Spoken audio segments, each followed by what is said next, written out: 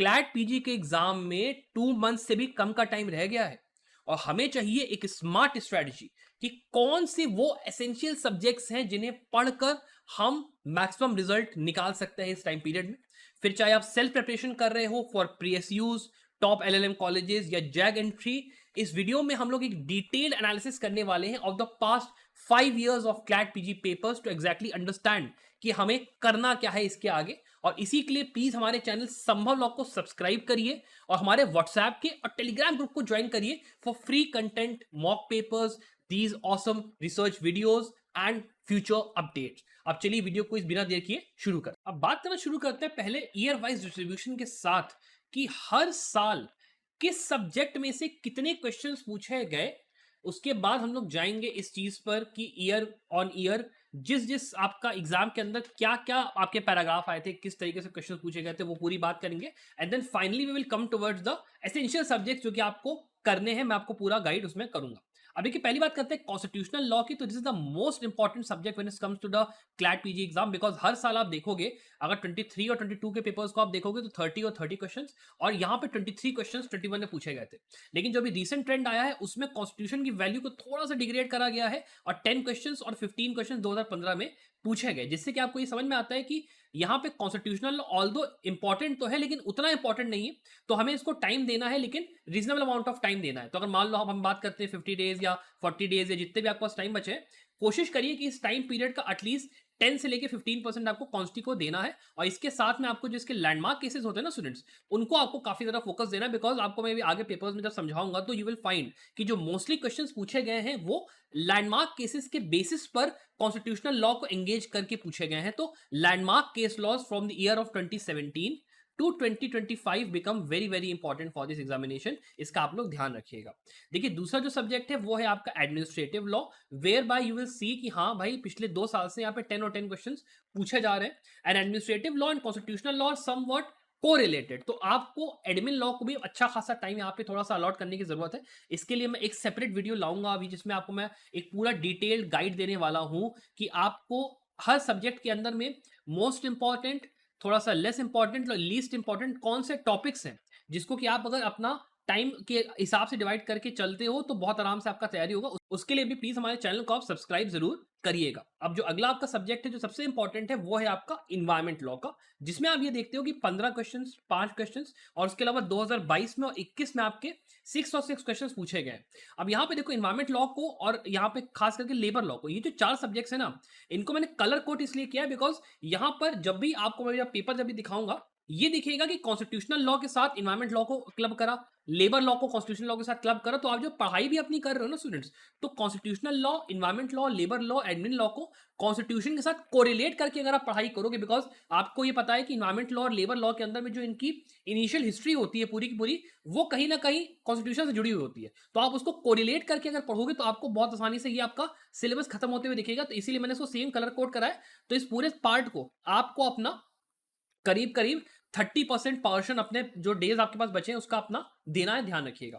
फिर देखिए जो दूसरा पार्ट आपका सबसे इंपॉर्टेंट है वो है आपका क्रिमिनल लॉस का। ये क्रिमिनल लॉस जो आपके हैं इसके अंदर से आप ये समझ के चलिए कि आपको अराउंड यहाँ पे 20% से लेके 15% पेपर आता हुआ दिखेगा, 15 to 20%, जिसमें आप देखोगे कि लास्ट ईयर में से ये आपका सीआरपीसी और आपका आईपीसी है, उसमें से कोई क्वेश्चन ज्यादा नहीं आए। लेकिन यहाँ पे आपका लॉ ऑफ एविडेंस से 5 क्वेश्चन पूछे 2025 में, फिर 2024 में 10 क्वेश्चन, 5 क्वेश्चन, 10 क्वेश्चन, 10 क्वेश्चन, 18 और 6 32 क्वेश्चन आपका क्रिमिनल लॉ से एक बार आए थे। इसमें शायद एविडेंस का मेरे ख्याल से कुछ मेरा यहाँ पे मिसिंग है, पर इस तरीके से आपका पूरा यहाँ पे बना हुआ है कि evidence and criminal law are important. और जो एक बहुत बड़ा क्वेश्चन स्टूडेंट्स के दिमाग में आता है कि सर क्या हमें ओल्ड लॉज पढ़ने हैं या हमें न्यू लॉज पढ़ने हैं, तो उसका आंसर पता है क्या है? उसका आंसर यह है कि आपको पढ़ने हैं न्यू लॉज, लेकिन आपको ओल्ड लॉज के अंदर में जो बेयर एक्ट है, कि जैसे आपने मान लीजिए पढ़ा बीएनएस के अंदर में ऑफेंसेस अगेंस्ट ह्यूमन बॉडी, उसके अंदर में आपको पता होना चाहिए कि हाँ भाई मर्डर का जो कोरिलेटेड सेक्शन है आईपीसी में क्या है, या आपका बीएनएस में, दोनों का मतलब एक कोरिलेशन जो आपका होता है वो आपको पता होना चाहिए। बिकॉज अभी भी सुप्रीम कोर्ट क्या कर रहा है कि वो अभी भी जो आपके सेक्शंस होते हैं दोनों मेंशन करता है कि आईपीसी का सेक्शन ही मेंशन करे और बीएनएस का सेक्शन ही मेंशन करे, या एविडेंस का और बीएनएसएस का या बीएसए का मेंशन करे। तो आपके लिए it is very very important कि आप दोनों सेक्शंस को पढ़ के चलो। स्टूडेंट्स, ये सब्जेक्ट वाइज तैयारी के अंदर में आपको ये भी समझ में आता होगा कि हमको हमारे लैंडमार्क केसेस, रीसेंट केसेस और मॉक पेपर्स को भी काफी अच्छे से करके जाना है, बिकॉज विदाउट दैट आपका क्लैट पीजी का एग्जाम की प्रिपरेशन अधूरी है। और आपको अगर एक ऐसा कोर्स चाहिए जहां पे आपको सारा का सारा मटेरियल केवल ट्रू ट्रिपल लाइन में मिलता है, जहां पे मैंने खुद, मेरी टीम ने बहुत मेहनत करके आपके लिए 50 फुल लेंथ जितने आपके पेपर्स का मैं आपसे डिस्कस कर रहा हूं पैटर्न, चाहे चाहे 12-10 का हो, चाहे 20-6 का हो, चाहे 24-5 का हो, सारे पैटर्न्स को रिफ्लेक्ट करते हुए 100 सब्जेक्ट वाइज आपको मॉक पेपर्स देते हुए, ताकि आपकी एक टारगेटेड प्रैक्टिस हो पाए हर सब्जेक्ट की। अलॉन्ग विद दैट आपको लैंडमार्क केसेस और रीसेंट केसेस जितने आपको सबसे इंपॉर्टेंट हैं, जो एग्जैक्टली पढ़ने हैं आपको, वो सारा आपको एक ही जगह पे मिल जाए। तो आप एक बार प्लीज हमारे इस कोर्स को चेकआउट करिएगा, बिकॉज इस कोर्स के अंदर में आपको सीधे सीधे दिखता है कि जो पास रिकॉर्ड है संभव लॉ का पिछले 5 साल में, जितने हमने सिलेक्शंस दिए हैं, मोस्टली यहाँ पे मॉक पेपर्स के थ्रू और हमारे मटेरियल्स के थ्रू होते हैं। तो अगर आप एक बार इंटरेस्टेड हो, प्लीज चेकआउट करना। फिर इसके बाद आपका जो अगला पोर्शन है वो है आपका मिसलेनियस आपके लॉज का, जिसमें कि मैं इंक्लूड करता हूँ जूरिस्प्रूडेंस को, इंटरनेशनल लॉ को, फैमिली लॉ को, लॉ ऑफ टॉर्ट्स को। इफ यू सी, आपको 10 क्वेश्चंस हर साल आते हुए दिखेंगे, विच मींस अराउंड 2 से लेके 3 पैराग्राफ आपके आते ही जूरिस्प्रूडेंस से। तो it is a very very essential subject. आपको यहाँ पे मैं इसको बिल्कुल एकदम समझ लीजिए कि करके ही जाना है, you can not leave jurisprudence. उसके अलावा इंटरनेशनल लॉ को अगर आप देखोगे, 10 questions 10 questions 10 questions 12 questions 15 questions, it is a very essential subject in itself. तो आपको इसको भी बिल्कुल छोड़ना नहीं है। उसके अलावा फैमिली लॉ की बात करें तो देखेंगे आपकी 10 क्वेश्चंस देखिए हर साल आते हैं। एक साल इसमें से पूछा नहीं गया था 2023 में, लेकिन 2022 में और 21 में भी 12-12 क्वेश्चन यहाँ पे पूछे गए हैं। तो इसीलिए इट इज इंपॉर्टेंट कि आपको ये जो 3 सब्जेक्ट्स हैं, इंटरनेशनल लॉ, जूरिस्प्रूडेंस और फैमिली लॉ, इनको कम से कम अपना 30% टाइम फिर से अपना अलोकेट करना है। इसको 30% करना है, इसको 30% करना है, इसको 20% करना है। फिर लास्ट में जब लॉ ऑफ टॉर्ट्स की बात आती है, तो इसमें अगर आप बेसिक्स भी पढ़ लोगे ना, अपने बेसिक एसेंशियल्स, 5 क्वेश्चन 10 क्वेश्चन पूछा है, तो यहां पे आपका काम चलेगा। It is not that important, but हाँ इंपॉर्टेंट है, इसका आप ध्यान रखिएगा। ये आपके लिए बहुत इंपॉर्टेंट है समझ पाना। उसके बाद अगला जो आपका पोर्शन है वो है आपके थोड़े से इन टाइप के सब्जेक्ट, जो कि आप कह सकते हो कि कमर्शियल लॉ, या आप ये कह सकते हो कि आपका कॉर्पोरेट लॉ से थोड़ा सा आपका रिलेट करता है। जिसमें मान लीजिए मैं एक अपना एग्जांपल लूंगा टीपीए का। अब देखिए टीपीए का भी अभी पिछले 2 साल से ट्रेंड रहा है कि 10 और 10 क्वेश्चंस पूछे गए, जिसमें आपको टीपीए के बहुत हार्डकोर पढ़ाई नहीं करनी है, बेसिक पढ़ाई अपनी कर लीजिए, बेसिक अंडरस्टैंडिंग बना लीजिए कंसेप्ट्स की, आपका आराम से इसके अंदर वो हो जाएगा। लेकिन स्टूडेंट आप ये भी सोच रहे होगे कि सर मैं इतने सारे सब्जेक्ट्स को तैयार तो करना है, बट कहाँ से तैयार करें in less than 40 days 50 days, कैसे तैयार करें? तो आप एक बार हमारा complete LLM preparation course please check out करिए। इस कोर्स के अंदर द बेस्ट पार्ट इज कि हम लोगों ने क्लैट पीजी के 5 साल के 6 साल के पेपर एनालिसिस के बाद आपके लिए क्रिएट किए हैं बहुत ही डिटेल्ड वीडियो लेक्चर्स, जहां पे आपका पूरा सिलेबस लेक्चर्स देख के ही आराम से, मान लो एक सब्जेक्ट आप पकड़ोगे, 2 से लेके 3 दिन में पर सब्जेक्ट आपके मेजर वाले और माइनर वाले 1 से लेके 2 दिन के अंदर आराम से खत्म हो जाएंगे लेक्चर देख के। फिर आप उसके बाद जाइए अपने मॉक पेपर्स लगाइए, 50 full length mock papers, 100 subject wise mock papers. ये जो आपके मॉक पेपर्स हैं, ये सारे जो आपके पैटर्न है क्लैट पीजी के, जो इस वीडियो में हम लोग भी डिस्कस भी करेंगे, 20-6, 24-5, 12-10, सारे पैटर्न को रिफ्लेक्ट करता है। रीसेंट लैंडमार्क सारे केसेस को इंक्लूड करके बनाए थे हम लोग, बहुत ही रिसर्च के साथ बनाते हैं। अलॉन्ग विद दैट आपको 100 मोस्ट इंपॉर्टेंट लैंडमार्क और रीसेंट केस लॉ की ब्रीफ भी हम लोग दे देते हैं। तो आपको कहीं और जाने की जरूरत नहीं है अपने केस लॉस पढ़ने के लिए, जितना हमने दिया है उतना ही आप कर लीजिए। रीसेंट जितने आपके केसेस होते हैं उनको हम लोग पूरा अपडेट करते हैं, और साथ में हम आपको देते हैं bonus mock papers for AILET PG, ILI, IIT Kharagpur, CUET PG. तो अगर आप एलेट पीजी की तैयारी भी साथ में कर रहे हैं, तो इसी कोर्स के थ्रू आपका वो तैयारी भी हो जाएगी। The course is just for 1499। Please इस कोर्स को चेक करिए। अगर आप लास्ट के 40-50 डेज कर रहे हो प्रिपरेशन, 60 डेज बेस्ट कोर्स है, मैं आपको सच बता रहा हूं। अब चलिए वीडियो पे वापस आते हैं। अब वीडियो में वापस आते हुए हम लोग बात करते हैं प्रॉपर्टी लॉ की। तो देखिए, प्रॉपर्टी के अलावा अगला जो आपका सबसे इंपॉर्टेंट सब्जेक्ट है वो है आपका कॉर्पोरेट लॉ। अब कॉर्पोरेट लॉ के अंदर देखिए 2 सब्जेक्ट्स आपको मिलते हैं, एक आपका मिलता है कंपनी लॉ और दूसरा आपको मिलता है सेबी एक्ट। ये जो दोनों सब्जेक्ट है ना, इनका एक कॉम्बिनेशन आपको रिसेंट ईयर्स में आते हुए दिखेगा। जैसे मान लीजिए लास्ट के 2 इयर्स में यहाँ पे 10 क्वेश्चन और 10 क्वेश्चन जो पूछे गए हैं, इसके अंदर एक कॉम्बिनेशन रहा, सेबी का भी पूछा, कंपनी लॉ भी पूछा। उसके अलावा आपको देखिएगा 20 क्वेश्चन यहाँ पे 2023 में, फिर अपना 2022 में कुछ नहीं रहा, 2021 में 6 क्वेश्चन यहाँ पे आए थे।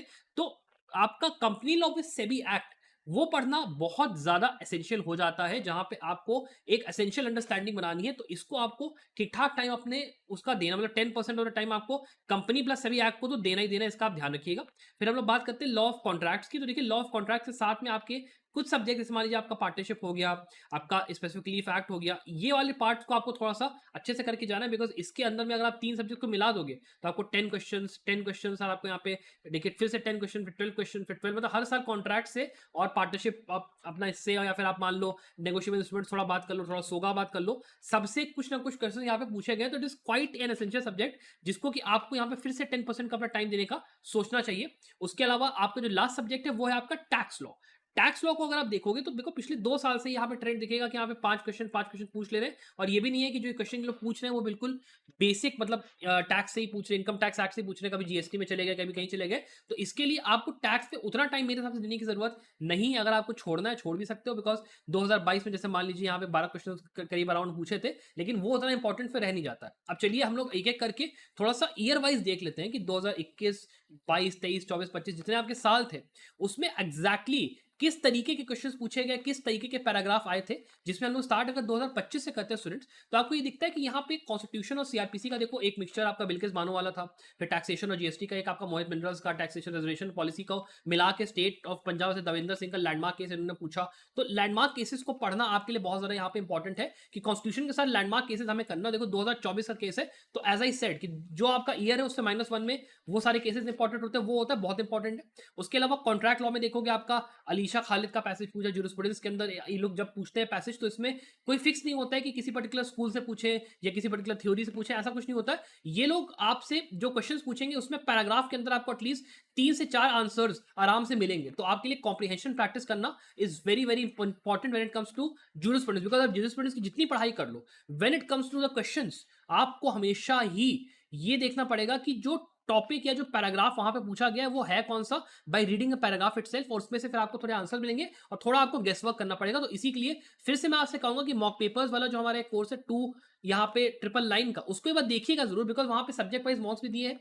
आपका डिटेल आपको प्रैक्टिस, मान लो अगर आप एनएलयूज टॉप के टारगेट कर रहे हो या पीएसयू टारगेट कर रहे हो, तो प्लीज मॉक पेपर्स की प्रैक्टिस बहुत एसेंशियल है। लास्ट के जो आपके 20-30 डेज होंगे उनमें कम से कम कोशिश करिए कि हमें एटलीस्ट 20 से लेकर 30 या 40 मॉक्स लगा के ही जाना, बिना बहुत दिक्कत आपको यहाँ पे थोड़ा सा फेस करना पड़ सकता है। फिर इंटरनेशनल लॉ में आप देखोगे इंटरनेशनल साइंटिफिक जर्नल का इन्होंने एक पेपर दिया था, इसके अंदर भी आप अभी मैं आगे आपको बताऊंगा कैसे कैसे क्वेश्चन पूछते हैं। इन्वायरमेंट लॉ के अंदर MK Ranjit versus Union of India का केस है 2024 का। फिर इन्वायरमेंट लॉ, टॉर्ट्स और कॉन्स्टिट्यूशन मिला के इन्होंने एमसी मेहता का ही पूरा अपना पैराग्राफ दे दिया। फिर लेबर लॉ के अंदर बैंगलोर वाटर सप्लाई, बहुत ही पुराना केस उन्होंने पूछा, बट यहाँ पे जो आपकी मेन चीज है वो ये है कि लेबर लॉ देखो 1 या 2 पैराग्राफ आपका अगर मान लो आ भी गया तो इतना इंपॉर्टेंट नहीं, तो लेबर लॉ की पढ़ाई करो, लेकिन इतना एसेंशियल भी नहीं है कि पूरा पूरा हमें डिटेल में जाके नए लेबर कोड भी पढ़ने हैं, ये भी करना है वो भी करना है। नो, केवल बेसिक्स आप पढ़ोगे तो आपका काम हो जाएगा। फिर देखो आपका यहाँ पे टीपीए के अंदर प्रकाश डेट का एक कोई केस था, मेरे को पूरा नाम इसमें नोट नहीं हो पाया, वो 2023 का आपने पूछा था, रिसेंट केस ही था आपका। फिर कंपनी लॉ के अंदर आप देखोगे मोजर बेयर का केस उन्होंने पूछा 2023 के, एविडेंस के अंदर स्टेट ऑफ मीर मोहम्मद का केस पूछा,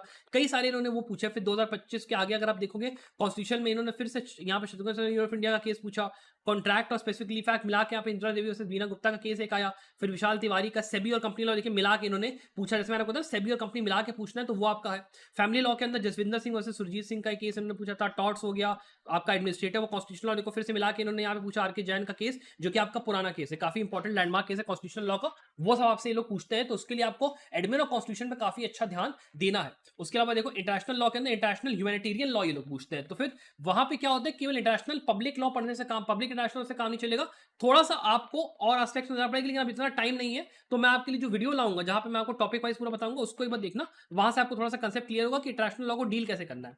फिर देखिए फैमिली लॉ का, एनवायरमेंट लॉ का, लॉ ऑफ टॉर्ट्स का, ज्यूरिस्प्रूडेंस का, कॉन्स्टी का, यहाँ पे जो पेपर है कुल मिला के उसको मैं अगर आपको बताऊं, it is a big paper, जहां पे 2025 का अगर आप देखोगे 24 पैराग्राफ 5 क्वेश्चंस पूछे हैं।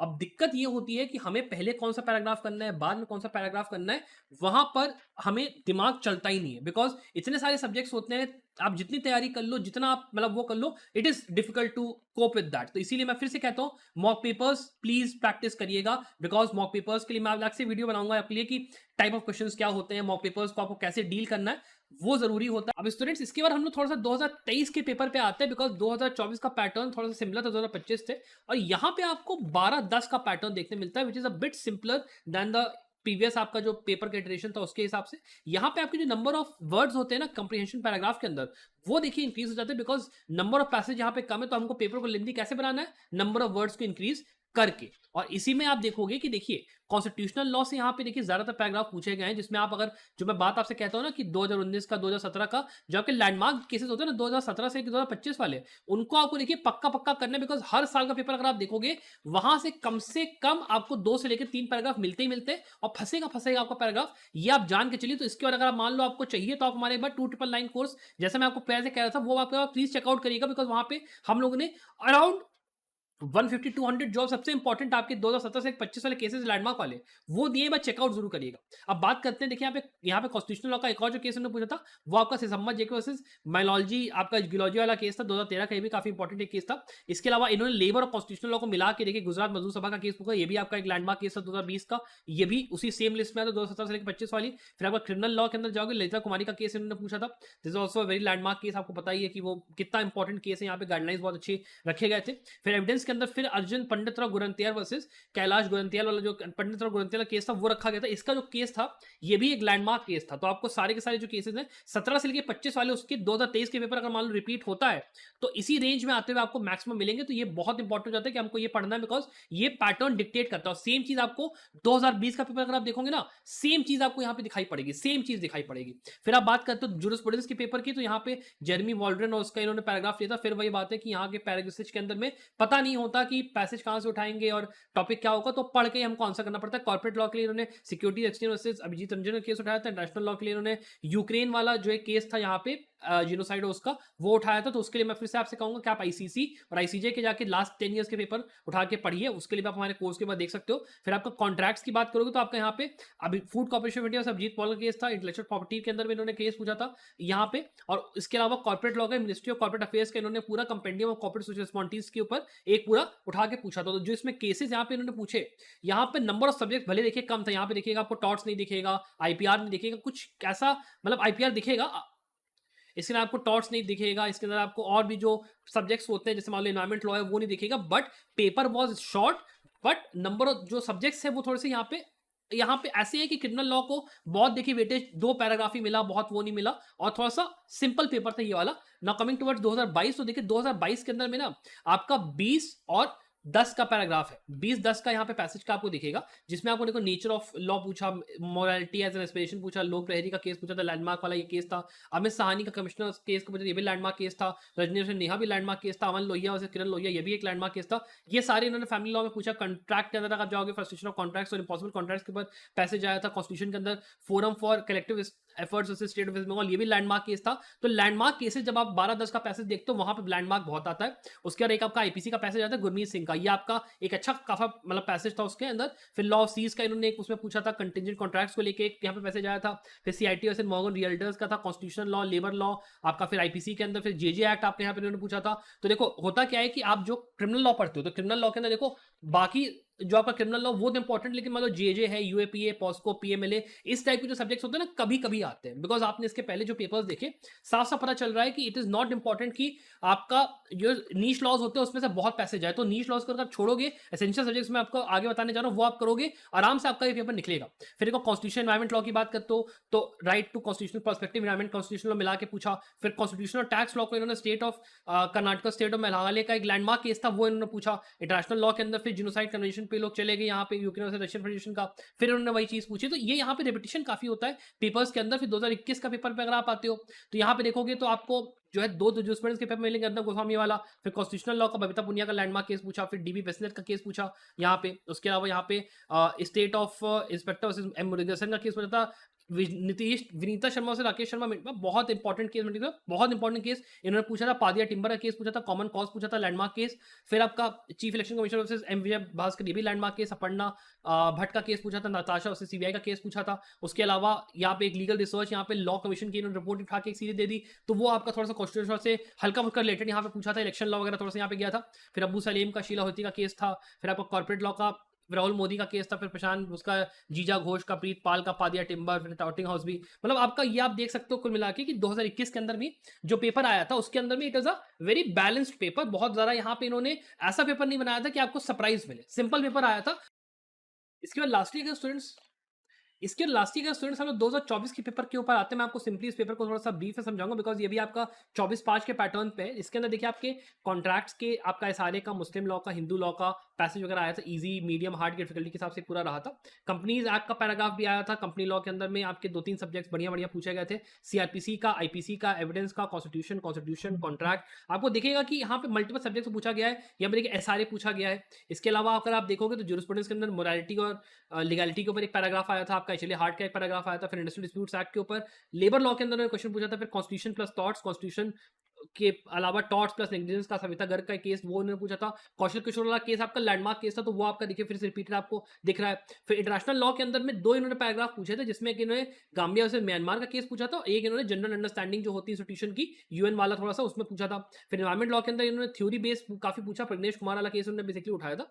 फिर इसमें एक इन्होंने जो पैराग्राफ था वो आपका 2 पैराग्राफ बेसिकली टीपीए के उठाए थे, एक मॉर्गेज पे उठाया था, एक उन्होंने ट्रांसफर ऑफ प्रॉपर्टी और विल्स के उसको मिला के पूछा था। फिर एक आपका इन्होंने एक पैक का जो पुराना आपका लैंडमार्क केस है उस पर पूछा था। एक आपका आया था प्रोमिसरी एस्टॉपल के ऊपर, एक आपका इनकम टैक्स एक्ट के अंदर में डायरेक्टली इन्होंने जो है पैरा के अंदर से आंसर्स निकालने वाले सिंपल सिंपल कांसेप्ट्स यहाँ पे पूछे थे। तो टैक्स लॉ भी उस पॉइंट ऑफ व्यू से उतना इंपॉर्टेंट रह नहीं जाता है अगर आप ये देख के चलोगे। अब चलिए थोड़ा सा मैं अपने फाइनल पार्ट पे आऊंगा, आपके एसेंशियल सब्जेक्ट्स बेसिकली यहाँ पे कौन कौन से उनको थोड़ा समझिए आप लोग। अब स्टूडेंट्स अगर हम लोग अपने एसेंशियल सब्जेक्ट्स के फाइनल पार्ट पे आ जाते हैं वीडियो के कंक्लूजन पे, तो देखिए आपके लिए यहाँ पे जितने ये सब्जेक्ट्स मेंशन्ड है ना सारे के सारे इंपॉर्टेंट है। इनको मैंने देखिए जो 4 पार्ट्स में डिवाइड करा है। जो पहला पार्ट है इसमें आपका क्वांटिटी, एडमिन, लेबर, इसको थोड़ा सा आप कम टाइम दीजिएगा। उस पर आपको दिखा होगा 5 और 5 क्वेश्चन ही यहाँ पे ज्यादातर पूछे थे। और इन्वायरमेंट लॉ को आपको कॉन्स्टिट्यूशन के साथ मिला के काफी अच्छे से पढ़ना है। और आपका इन्वायरमेंट लॉ के तो देखो थोड़ा पुराना केस ही पूछते हैं। कॉन्स्टिट्यूशन के अंदर लैंडमार्क केसेस 2 आपके 2017 से लेकर 25 वाले, और जो लैंडमार्क केसेस कॉन्स्टिट्यूशन के अंदर एज यूजुअल आपके होते हैं आपका फंडामेंटल राइट्स वाले या फिर आपके बाकी जो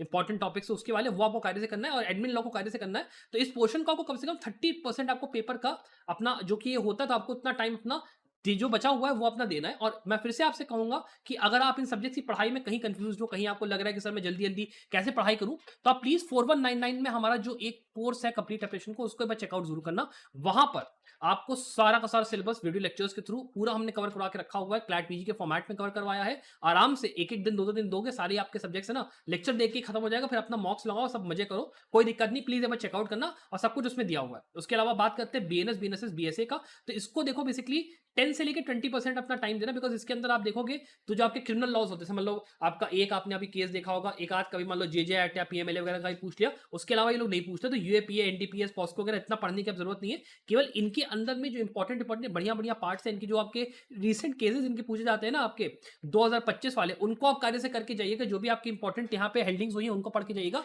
आराम से आपका ये वाला पार्ट भी निपट जाएगा। 10 से लेकर 20% टाइम इसको दीजिएगा। फिर अगला जो आपका पार्ट है वो है आपका कंपनी लॉ का। कंपनीज एक्ट के साथ आपको सेबी आपको थोड़ा सा देख लीजिएगा, उसको इंपॉर्टेंट है। आपका कॉन्ट्रैक्ट एक्ट जो है वो आपका इंपॉर्टेंट है। इसमें specifically fact, sales of goods act, partnership आपने देखा कि 2024-2023 के पेपर में किस तरीके से पैराग्राफ इसमें से पूछे गए थे। पार्टनरशिप में से भी पैराग्राफ आने का चांस है। तो इनको आपको कार्य से करना है। और थोड़ा सा अगर मान ले पॉसिबल है तो आप यहाँ पे ये आपका जो होता है आपका थोड़ा नेगोशिएबल इंस्ट्रूमेंट्स एक्ट वगैरह भी थोड़ा सा देख लीजिएगा, कॉम्पिटिशन एक्ट वगैरह थोड़ा देख लीजिएगा, थोड़ा सा काम का सब्जेक्ट रहता है। इसके अलावा जो आपका फाइनल पार्ट है वो है आपका इंटरनेशनल लॉ का। अब international law, jurisprudence, family law, law of torts और प्रॉपर्टी लॉ, ये आपका रिपीटेड रहा है हर साल। यहाँ पे देखोगे कई क्वेश्चन यहाँ पे पूछे गए, तो इसको भी आपको कम से कम 30 से लेकर 40% टाइम आपका प्रिपरेशन का ये मांगता है। और आपके यहाँ पे रिसेंट केसेस में अगर आप बात करोगे तो फैमिली लॉ से लैंडमार्क रिसेंट बहुत पूछते हैं। आपने देखा कॉन्ट्रैक्ट में से काफी केसेस पूछते हैं, आपका कंपनी लॉ में से काफी केसेस पूछते हैं। तो केसेस का भी आपको समझ में आ रहा होगा कि कौन कौन से सब्जेक्ट्स ऐसे जिसमें कि ज्यादा आपको इंपॉर्टेंस देनी है। तो उसके हिसाब से आप प्लीज एक बार ये वीडियो अगर आपको पसंद है, वीडियो को लाइक और शेयर जरूर करिएगा। एक बार आप हमारे कोर्सेज में इंटरेस्टेड आप उनको भी एक बार चेकआउट करिएगा। I wish the very very best of success.